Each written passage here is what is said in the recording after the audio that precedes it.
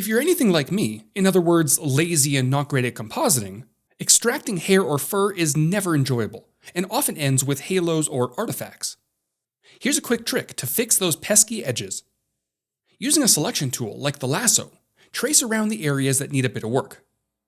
Then, on your contextual taskbar, jump into Generative Fill. Leave the prompt blank and press Generate. Since Generative Fill also analyzes the background of your images, the resulting output will blend much better with its surroundings. Now, if you're feeling adventurous, you can select much larger areas to generate all at once. But it's good to note that this can sometimes result in more extreme haircuts. So definitely experiment to see which technique works best for your needs.